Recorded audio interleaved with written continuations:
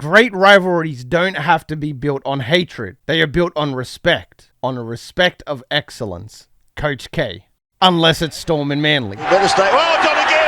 A close friend of mine, Flemlos Raps, recently posted a video discussing the Luka Doncic trade, where he touched on tribalism in sports and how players can feel like extended family. I'll leave a link to that video down in the description. Going further down the rabbit hole, I realized how connected we can be to sports, where everybody goes through the exact same experience, but each person feels it in their own unique way. For most of us footy fans, Origin would have to sit in the #1 spot. But what about at club level? Going all the way back to the NRL's beginning in 1908, which rivalries stand out the most? Of course, this list is just subjective. Whilst the Dragons and Bunnies play for the Charity Shield and have 36 premierships between them, I feel like this rivalry is built more on respect because they've both won so many premierships and whatnot, opposed to being bad blood. I'm looking at the real dirty, nitty-gritty stuff, the savage personal digs, and all the filthy, underhanded moments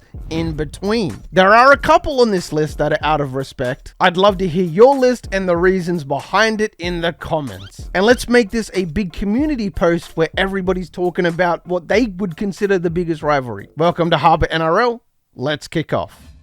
In the #7 spot, I have the Doggies and the Dragons. This is a sleeper rivalry, and if you watch the round 1 matchup between the Doggies and the Dragons, you know exactly what I mean. This is actually the one that got me the most heated researching this entire script, even though I'm not a Doggies fan. Flashing back to 2009, and the Dogs of War were a force. They were on the top of the ladder for 9 of the 26 weeks, only beat out by the Dragons, who sat in the top spot for 13 weeks. But the drama unfolded in round 10. Down by 2 with just a minute left on the clock, Luke Patton shot the gap, put on the moves and offloaded to Jamal Idris, who ran it in for the game-winning try. Or so we thought. Jamie Soward cowardly jogged into a big chilling Greg Eastwood with no intention to attempt a tackle and claimed obstruction to the ref. Now, you don't need brain cells or eyes to see that Greg Eastwood had no intention to block anyone, was not in the path of Luke Patton, and even if you argue in Sowie's favor, you would not attempt the tackle turning to your own goal line. You would at least cut him off, disrupting Patton's running line in hopes of reinforcements making the tackle. The Dragons ended up with the call not only scamming the Dogs out of a win, but scamming them out of the minor premiership. The Dogs lost on for and against,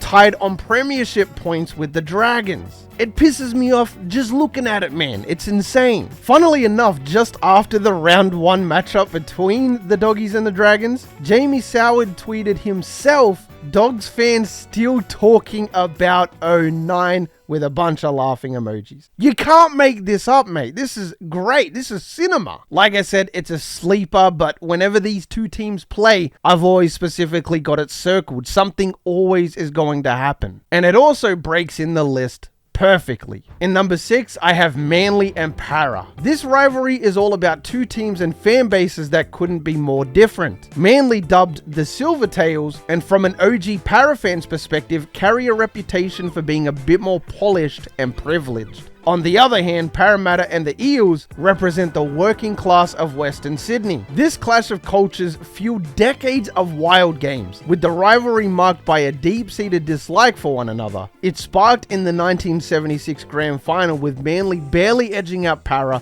13-10. Either one of these two teams would go on to make the Grand Final for 8 of the next 10 years, with the 82 and 83 Grand Finals seeing Para getting revenge with wins in both games over Manly. Although it wouldn't have made the difference, a lot of Manly fans say Brett Kenny's try shouldn't have counted, which led to a lot of dodgy ref claims. It's 2025 and not much has changed. Then in the 83 Grand Final, despite the 18-6 win, Manly fans swear by a forward pass in Eric Groth Sr.'s try, and then just 3 years later, a brawl broke out between I'm sorry, I can't pronounce his name. I will put it on screen. I don't want to say Cochrane. I don't think that's what it is. But anyway, that guy brawled with Ray Price years later, alright? It was crazy. The whole rivalry itself is a shit show. And whilst it's more based in the 80s, I have it on the list for the sheer fact both teams dominated in that era, which led to the clashes being even more fiery on top of the whole economy war thing. Next up in number 5, I have Para and Penrith. These two have always gone at it because of the rivalry out west, but it has picked up a lot of steam in recent history. Outside of the whole Sydney music scene, whether you listen to it, love it, or hate it, at the soul of all rivalries, I think it's the fans that add the most fuel to the fire. This is a straight up bragging rights game today in the NRL. One of the standout moments came in the 2022 grand final when Penrith beat Parramatta 28-12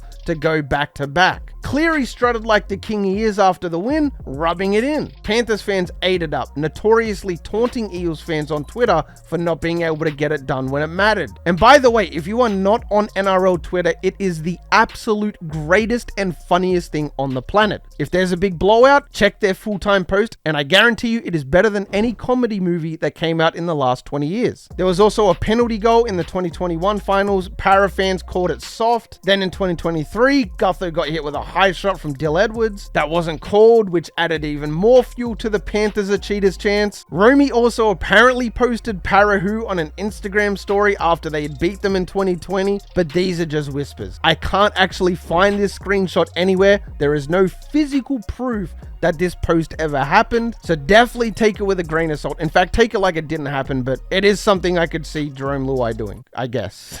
But it's games and incidents like this that really started the legions of anti-Panthers fans, a lot of which has reference to strictly Para and their games against the Panthers. In number 4, we have Manly and the Storm, and you can all probably see where this is going. Whilst it's more of a modern rivalry than anything, it's quickly become notorious after the events of August 26, 2011. But backtracking real quick to 2007, a grand final we covered in the Greg Inglis career retrospective, the Storm got the convincing 34-8 win over Manly. However, the Storm were later stripped of that premiership due to the 2006 to 2010 salary cap breaches, essentially robbing Manly of that title. They don't get claim to it just because the Storm got it stripped, so it's kind of unfair to Manly in that way, but it is what it is. Manly did get their revenge in 2008 though, with the notorious 40-0 flogging. But moving on, back to what I'm sure you're all waiting for in 2011. The final score of their round 25 matchup was 18-4 Manly, but the score wasn't the story. Melbourne were on a 12-game win streak heading into that game and looked to lock up the minor premiership. 25 minutes in, with the score at 6-0 to Manly, there was a tackle near Manly's line. Melbourne's Ryan Hinchcliffe was tackling Manly's Darcy Lussick, who'd just come in off the bench. As Lussick got up, Hinchcliffe threw a sneaky elbow. Nothing massive, but it was enough to rile him up. Lussick fired back with a big slap to the back of Hinchcliffe's head. They grabbed each other, pushed and shoved, and threw a couple of short punches. It was a scuffle, but not a full fight yet. But it definitely got everybody's attention. That's when Glenn Stewart and Adam Blair jumped in. They ran in from a distance to back their teammates. Stewart got to Hinchcliffe and Lussick first, joining the tussle. Blair followed, charging in to support Hinchcliffe. They weren't throwing big punches yet, just mixing it up as third man in, but referee Shane Hayne saw enough, and both were sin binned for escalating it. Stewart got marched off first, walking slow towards the western touchline, while Blair was told to go seconds later. Blair jogged to catch up, they met near the sideline, and just 10 meters away from the tunnel. Words were swapped, whatever was said, it flipped a switch. Glenn Stewart threw the first punch, Blair swung back and it was all on. Then Brett Stewart, Glenn's brother, sprinted over from halfway across the field to defend him. Kieran Foran, Michael Robertson, and Darcy Lussick also ran in. But then Melbourne's bench jumped in. Sisa Waka, Brian Norrie, and Jamin Lowe bolted from the interchange. Waka still in his tracksuit top. Players from both sides flooded in, turning it into a 5-minute free-for-all. The crowd was going nuts. It was freaking insane, mate. It was so crazy, in fact, that 2 officials, match referees, faced the judiciary. Imagine a referee facing the judiciary. 2 of them. 10 players in total got sent off, which is nearly the whole starting lineup. Glenn copped 3 weeks, Adam Blair 5, and both teams copped 50k fines. Whilst the bad blood's more than likely sizzled out by now, this little run between these 2 teams packed so much into such a short amount of time that I had to put it high on the list. And now in the number 3 spot, a little up for debate, but I felt it needed a bit of love based off the fanfare. At number 3, the Cows and the Broncos. I even reached out to Queensland native Odd One to get some clarity on just how big the matchup is up north. And whilst we both agree this rivalry is more about respect between the two biggest teams in Queensland, the games they've given us over the years are definitely worth a deeper look. The biggest of all being the 2015 Grand Final, with the Cows sneaking out with the 17-16 win at ANZ Stadium. The Broncos led 16-12 late until Kyle Felt snuck in to tie it up. Thurston missed the kick right from the sideline, which means we're going to Golden Point. And still to this day, I cannot believe this play even happened. On the kickoff to start out Golden Point, overtime, the Grand Final, Ben Hunt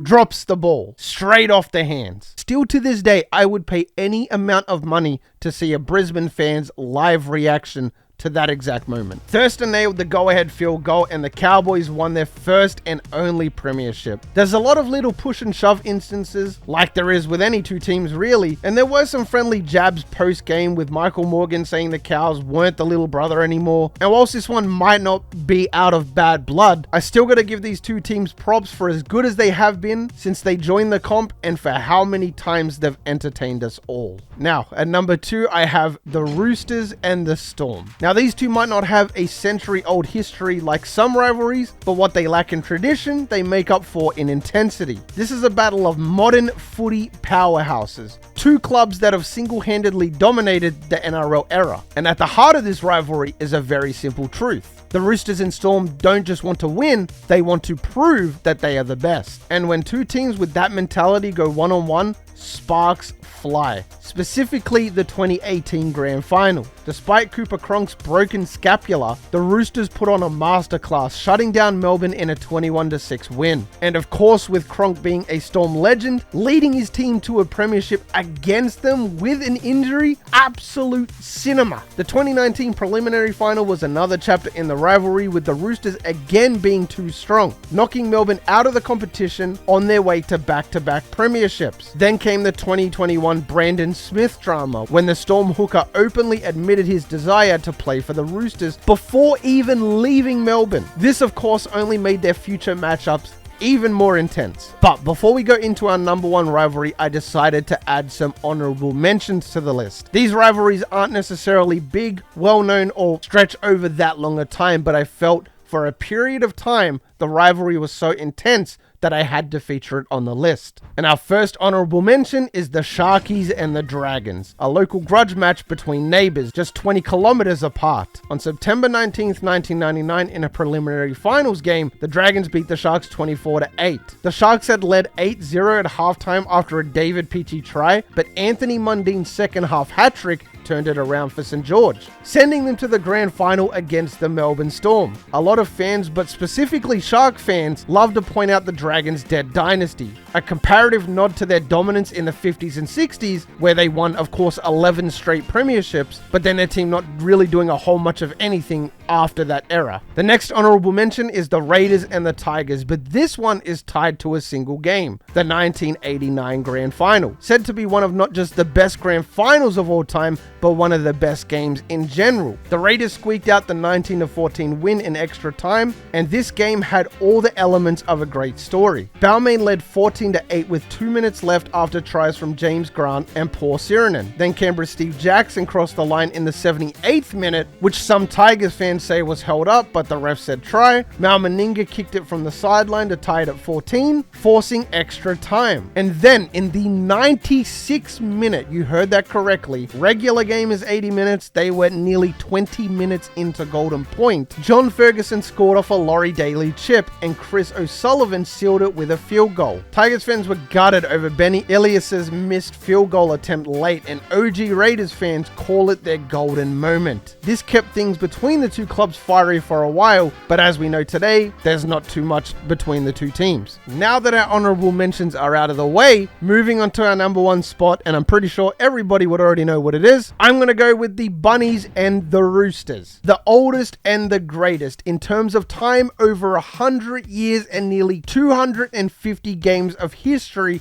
between them. With the Rabbitohs getting the slight edge on win-loss, there is so much information to unpack. I feel the rivalry really does speak for itself, but some lesser known info about the matchup. They first played back in round 3 of the inaugural NSWRL season, with the Chooks getting the 13-12 win at the RAS Showground in Moore Park. to a whopping crowd of 3,000 people. The longest win streak between the two is also the Chooks, who won 13 straight matchups from the ARL in 1995 all the way to March 12th in 2005. But the biggest moment I was alive for was the 2014 preliminary final. To a crowd of 53,000, the Bunnies beat the Roosters 32-22 at ANZ Stadium. A penalty try for Greg Inglis after a high tackle sealed it late, sending Souths to their first grand final in 43 years. And that, of course, being the grand final they won against the Dogs, and the game we briefly touched on in the Greg Inglis career retrospective. Man, I swear this Inglis guy just keeps popping up everywhere, doesn't he? The games between these two clubs, whilst primarily being out of respect, always deliver and gave us some absolute bangers through the years. Now just remember, this list is not official, it is not set in stone. There is so much history, in fact there's over 100 years of history that I could not put into a single video. There was also a crap ton of history I wasn't even alive for, mate. So yes, it is biased to the modern game, which is why I'm so adamant I want you guys to share your list down in the comment section if you have any at all. And more importantly, if there are any rivalries you would like me to dissect in its very own video, just let me know down in the comment section, and depending on how much love that comment gets, I might do an entire video on a rivalry between two teams. If you did enjoy the video, I've got a couple other videos on the channel now, so maybe even consider liking this one, checking out some of those, and even subscribing. I appreciate you guys making it this far. Take it easy.